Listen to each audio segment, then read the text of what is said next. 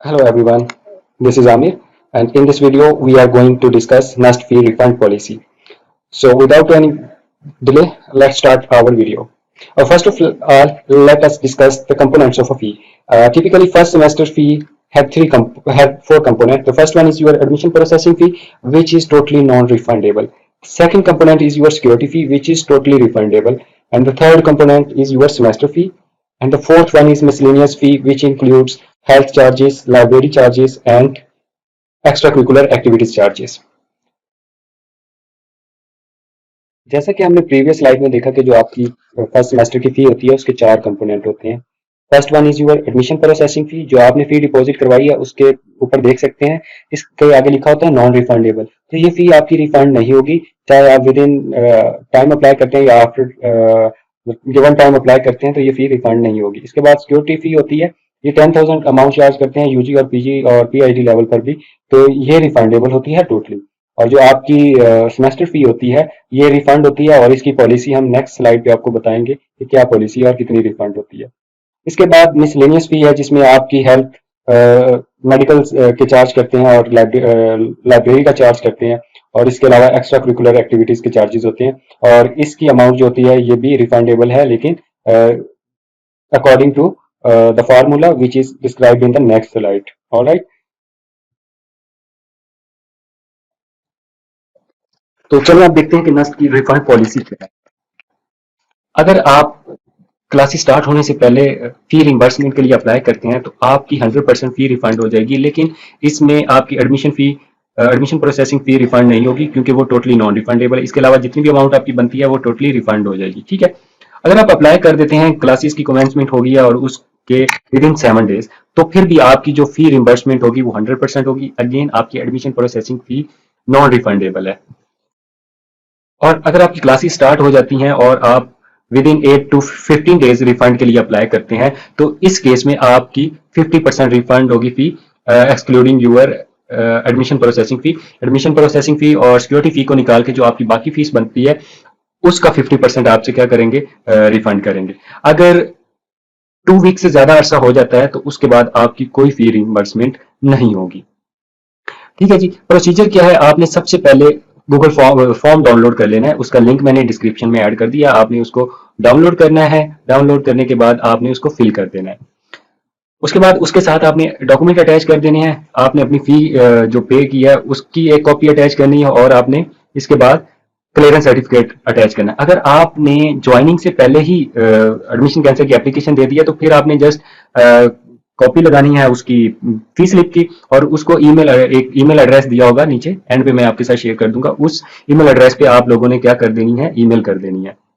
ठीक है, और उसके बाद आप लोगों ने ईमेल को अपनी एप्लीकेशन को फॉरवर्ड कर देना। अगर आपने क्लासेस ज्वाइनिंग करने से पहले रिफंड की एप्लीकेशन दे दिया, तो फिर आप क्या करेंगे, एप्लीकेशन लिखनी है, उसके साथ ये फॉर्म फिल करना है, और एक पिक्चर अटैच करनी है आपकी फी स्लिप की, और वो आप लोगों ने ईमेल कर देनी है। यूजी वालों ने इस ईमेल एड्रेस पे ईमेल करनी है, पीजी वालों ने इस ईमेल एड्रेस पे मेल करनी है, और पीएचडी वालों ने इस ईमेल एड्रेस पे ईमेल करनी है।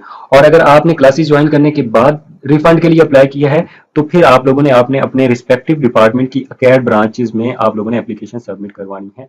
ठीक है जी, तो ये वाला फॉर्म जो आपको स्क्रीन पे शो हो रहा है, ये वाला फॉर्म आपके एडमिशन ड्यूज को रिफंड करवाने के लिए फिल करना होता है। ये अंडर ग्रेड, पोस्ट ग्रेड और पीएचडी स्टूडेंट्स के लिए वैलिड है। इस फॉर्म को अगर आप देखें तो इसके 4 पार्ट्स होंगे। जो फर्स्ट पार्ट होगा वो एप्लीकेंट ने खुद फिल करना है। इसी तरह जो सेकंड फॉर्म है ये रिस्पेक्टिव डिपार्टमेंट्स ने फिल करना है, इन केस अगर स्टूडेंट्स यूनिवर्सिटी ज्वाइन करने के बाद छोड़ रहे हैं। जो थर्ड पार्ट है ये रजिस्ट्रेशन डिपार्टमेंट्स वालों ने फिल करना है। अगर अंडर ग्रेड का स्टूडेंट है तो ये रजिस्ट्रेशन डिपार्टमेंट ऑफ यूजी वालों के पास जाएगा, अदरवाइज पीजी वालों के पास जाएगा। ठीक है, जो फोर्थ पार्ट है वो आप ये टी सेक्शन में फिल करना है। तो आप लोगों ने इनके बारे में परेशान होने की जरूरत नहीं है, आप लोगों ने जस्ट फर्स्ट पार्ट फिल करना है। फर्स्ट पार्ट में अगर आप देखें तो नेम है, तो आप अपना नाम फिल कर दीजिएगा। इसी तरह डिसिप्लिन एंड प्रोग्राम का नाम इधर आ जाएगा, आप जिस प्रोग्राम में आपका एडमिशन हुआ है वो वाला आपने इधर लिख देना है। ठीक है जी, इसके बाद रजिस्ट्रेशन नंबर है। बहुत सारे जो न्यू स्टूडेंट्स आए हैं उन्हें रजिस्ट्रेशन नंबर की हमेशा से प्रॉब्लम रहती है, पता नहीं चलता रजिस्ट्रेशन नंबर कौन सा है।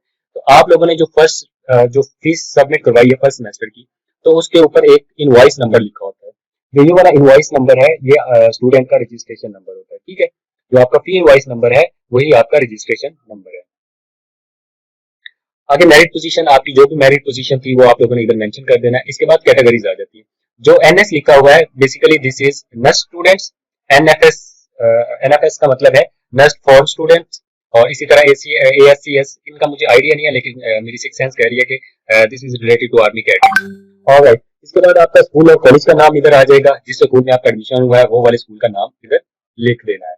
इसी तरह रीजन फॉर रिफंड, आप किस वजह से यूनिवर्सिटी छोड़ रहे हैं वो रीजन कुछ तीन इधर दी हुई है। अगर इनमें से नहीं है तो आप फोर्थ वाली रीजन में जहाँ पे अदर लिखा हुआ है अपनी रीजन स्पेसिफाई करनी है।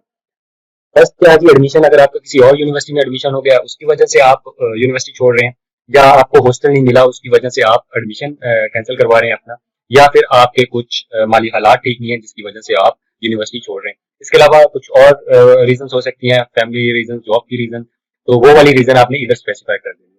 Date of commencement of classes, आपकी क्लासेस कब से स्टार्ट हुई हैं या कब से स्टार्ट होगी वो आपने डेट इधर मेंशन कर देनी है। Date of last class attended, अगर आपने लास्ट क्लास अटेंड की है तो वो रीजन इधर मेंशन कर देनी है। अदरवाइज आप लोग मेंशन कर दें कि नॉट एप्लीकेबल, एन ए लिख देना है आप लोगों ने, स्लैश एन ए, ठीक हो गया जी।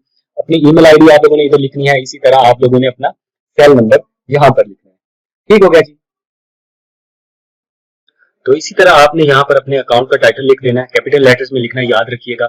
और इसके बाद अकाउंट, बैंक अकाउंट नंबर लिखना याद रखना। जो भी आपका अकाउंट नंबर होता है उसके साथ आप लोगों ने ब्रांच कोड जरूर मेंशन करना है, ठीक है। इस तरह आईबीएन नंबर, ये आपकी चेकबुक के ऊपर मेंशन होता है। अगर आपके पास चेकबुक नहीं है तो आप जो ऑनलाइन एप्लीकेशन यूज कर रहे हैं, एप्लीकेशन जो भी बैंक आपका जिस भी बैंक में अकाउंट है उसकी एप्लीकेशन अगर आप यूज कर रहे हैं तो उसकी एप्लीकेशन के ऊपर भी आईबीएन नंबर दिया होता है।